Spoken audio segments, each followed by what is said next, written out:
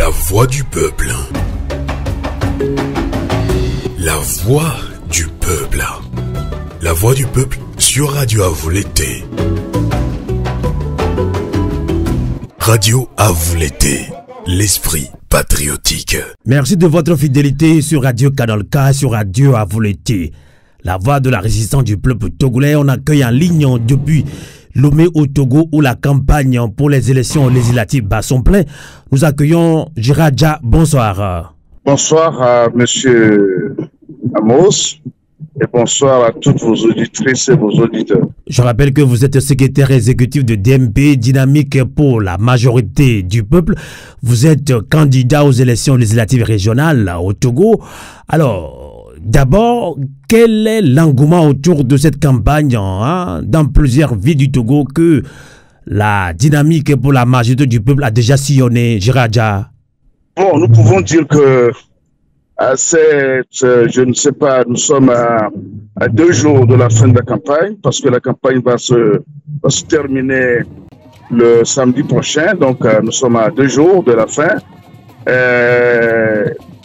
L'engouement sur le terrain est assez fort parce que ces élections constituent un enjeu capital pour les Togolais, surtout avec la tentative de modification de constitution qui est en cours, modification de la constitution qui est en cours. Les Togolais en ont marre de ce système qui les a gouvernés pendant plus de 60 ans et qui veut se pérenniser. Et donc, ça fait que c'est un thème, c'est un élément nouveau qui est venu booster la campagne de l'opposition en général et de la DMP en particulier. Donc, sur le terrain, il y a beaucoup d'agitation, il y a beaucoup de mouvements, surtout que il y a plusieurs listes, une multitude de listes. C'est fait aussi par le pouvoir pour pouvoir diviser les voix de l'opposition, pour pouvoir effriter les voix des candidats de l'opposition, mais je crois que le peuple est très vigilant sur ce plan et nous espérons que les votes seront ciblés ceux qui peuvent véritablement sortir le pays de cette ornière dans laquelle le parti UNIR l'a plongé. D'accord. Il nous a rapporté qu'il y a beaucoup de manipulations. Les populations acceptent facilement 2000 francs, 5000 francs pour se laisser manipuler par le régime en place, UNIR, parti au pouvoir, Union pour la République. Pendant les campagnes, est-ce que vous avez le sentiment que votre message est passé? Bon, c'est tout à fait normal qu'il y ait ce genre de manipulation parce que le bilan de UNIR, puisque c'est lui qui doit présenter au bilan aux populations. Nous n'avons jamais gouverné pour pouvoir présenter un bilan. C'est le parti UNIR qui a gouverné les 5 dernières années. C'est eux qui doivent présenter un bilan. Donc, n'ayant pas de bilan positif à présenter, ils ne peuvent que chercher à corrompre les citoyens. C'est dans cette optique d'ailleurs qu'ils ont appauvri les populations pour que, à ce moment-là, ils puissent faire un bétail électoral. Mais tout ce système ne marchera plus parce que les gens savent aujourd'hui que ceux qui viennent leur proposer des sacs de riz, des sacs de macaroni, des billets de 2000 francs ou 5000 francs de gauche à droite, ce sont eux qui les ont appauvris et qu'ils ne respectent jamais leurs promesses, ils ne font jamais ce qu'ils disent. Et donc, ils sont prêts à prendre leur argent parce que c'est l'argent finalement, c'est l'argent du Togo et ils doivent le prendre. Et donc, ils sont nombreux à aller chercher l'argent tout en sachant qu'ils voteront pour ceux qui peuvent changer le pays. Donc, ça n'inquiète plus personne. Okay. La mobilisation de UNIR autour de ces candidats, c'est pour acheter les consciences, mais cette pratique ne marchera plus. D'accord.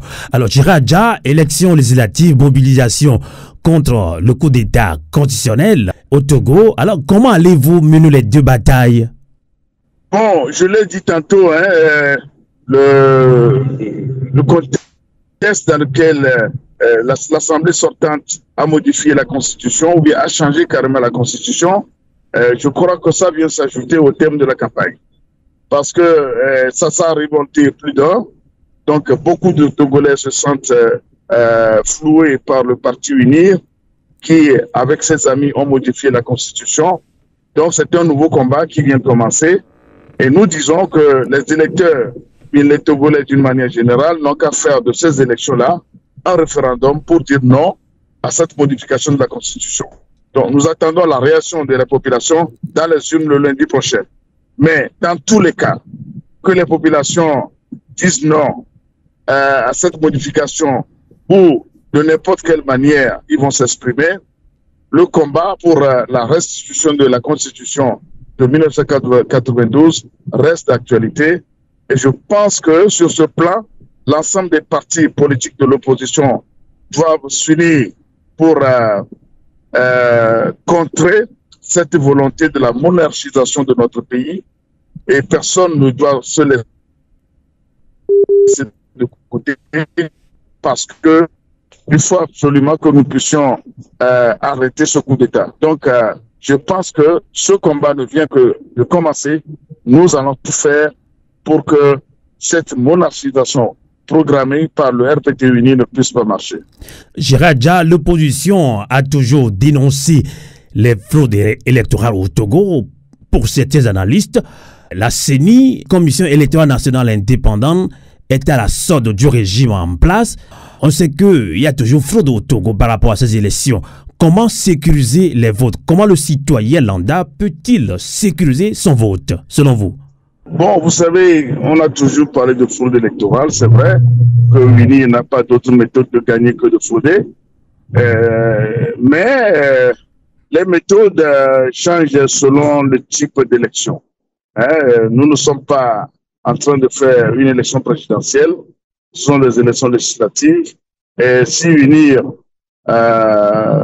veut frauder avec ces élections législatives, ça va être très difficile pour lui parce que ce qui se passe généralement, pour que UNIR dise qu'il a gagné les élections législatives, c'est toujours par le biais de comment appelle-t-on, du découpage électoral. Bon, c'est vrai que les derniers découpages électoraux qu'ils ont effectués n'arrangent pas totalement l'opposition, mais il y a qu'une légère amélioration. Mais nous pensons que avec la détermination du peuple aujourd'hui et surtout l'esprit ouvert que chacun fait valoir aujourd'hui, en se disant que on est tous fatigués de ce système, il faudrait qu'on tourne la page.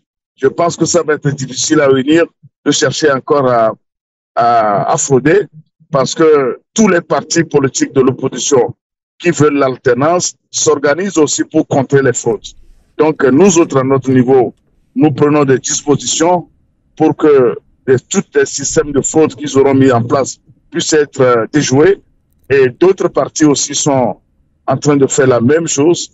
Et nous pensons véritablement que cela, ils vont vouloir frauder, mais nous allons arrêter les fraudes. Et nous pensons que nos délégués que nous mettons dans les bureaux de vote seront aguerris pour pouvoir arrêter tout système de fraude ou toute tentative de fraude. Parlons justement des élections législatives au Togo par rapport à la transparence des élections, le problème des observateurs nationaux et internationaux se pose. Vont-ils rapporter intégralement ce qu'ils ont pu observer lors de ces élections? Alors là, la CENI a rejeté une demande d'accréditation pour l'observation des élections au Conseil épiscopal Justice et Paix au Togo. La CENI reproche au Conseil épiscopal Justice et Paix au Togo de n'avoir pas donné des preuves concernant la source de son financement. Alors, Gérard Dia, comment réagissez-vous à cela? Vous savez, c'est ridicule. Hein? Ce n'est pas la première fois que le gouvernement togolais, en complicité avec la CENI, refuse l'accréditation à la conférence épiscopale du Togo. Ce n'est pas la première fois. Lors de l'élection présidentielle du 20 février 2020, ça c'est du 22 février 2020, c'est également ce qui s'est passé. Nous pensions que cette année, il serait plus sage pour laisser le conseil épiscopal pouvoir observer les élections au Togo. On demande la source de financement. Ben, je crois que c'est vraiment ridicule. Et cette façon de faire n'honore pas notre pays. Hein, ça n'honore pas notre pays. Mais moi, je dis que tout cela, c'est pas un problème, ce n'est pas grave. Ce sont les citoyens togolais qui voulaient s'organiser pour observer les élections et la CENI, en complicité avec le gouvernement, a refusé. Bon, ben, il faut que, au lieu que ce soit un organe formel qui surveille et qui observe, les Togolais, d'une manière informelle, n'ont qu'à s'organiser pour aller observer les élections. C'est tout. Chacun n'a qu'à se dire qu'il est observateur. Chacun n'a qu'à se donner le rôle d'observateur pour aller contrôler le vote, tout simplement. On n'a pas besoin d'une organisation formelle. Hein. Il faut que les gens se disent que, bon, cette fois-ci, moi aussi, je serai observateur. Que ce soit une institution qui me présente ou non, je veux que les élections-là soient crédibles. Est-ce que vous avez sensibilisé la population dans ce sens? Nous sensibilisons les populations dans ce sens. Que chacun n'a qu'à se dire qu'il est observateur des élections prochaines. Donc, partout où nous passons, nous sensibilisons les populations dans ce sens-là. Donc, c'est pour ça que je dis que ceux qui oseront à vouloir encore traficoter les résultats ou bien frauder les élections de ces élections, bon, ils trouveront le peuple sur le chemin. Gérard Dia, je ne vais pas trop vous retenir puisque vous êtes en pleine campagne électorale. En tout cas, courage à vous. Merci de votre disponibilité. Alors, face à cette situation, où la campagne bat son plein, les Togolais prêtent une oreille attentive à votre sensibilisation par rapport surtout au coup d'État constitutionnel. Mais pour certains Togolais, l'opposition doit se concentrer sur la mobilisation générale contre le changement constitutionnel pour chasser Fogna Singbe. Pour d'autres, le problème du Togo n'est pas aller ou ne pas aller aux élections. Cette question, je l'ai posée à plusieurs leaders politiques. La question revient tout le temps, c'est très important aussi. Alors, vous avez parlé également tout à l'heure de synergie d'action. L'opposition avait connu par le passé plusieurs coalitions. Alors, allez-vous continuer avec les mêmes stratégies et qu'apportera ce nouveau regroupement de plus pour sortir les Togolais du griffe du pouvoir en place? Gérard Dia. Vous savez, ce qui est le plus important aujourd'hui, nous sommes en pleine campagne électorale. Nous avons une élection dans 3 ou 4 jours. Laissez-nous aller à ces élections. Que les gens nous laissent aller à ces élections parce que nous avons refusé d'aller aux élections en 2018. C'est ça qui a causé tout ce que nous constatons aujourd'hui. Il ne faut pas que les gens nous détournent notre attention de ces élections qui sont en vue.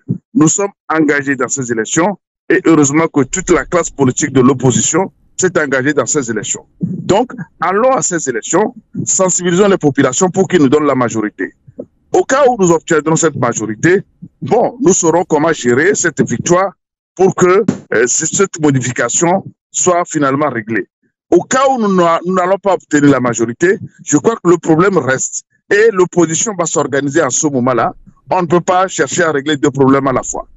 L'actuel problème que nous avons devant nous, c'est d'aller gagner les élections, que les gens nous laissent aller gagner. Maintenant, à supposer que après ces élections, nous n'aurons pas la victoire, ou bien nous n'allions pas avoir la victoire, ok, nous allons nous organiser autrement pour aller nous combattre ceux qui ont changé la Constitution. Donc, ne mélangeons pas les 2 choses. Nous sommes concentrés aujourd'hui sur les élections. Allons à ces élections et allons les gagner. Les populations n'ont qu'à nous faire confiance et concentrer leur vote sur les partis de l'opposition qui peuvent changer les choses. S'il arrive que par extraordinaire,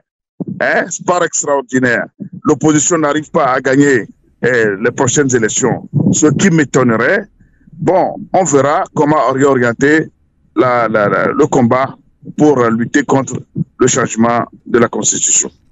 En tout cas, merci infiniment, Gérard Dia. Je rappelle que vous êtes le secrétaire exécutif de DMP, Dynamique pour la majorité du peuple. Vous êtes en pleine campagne.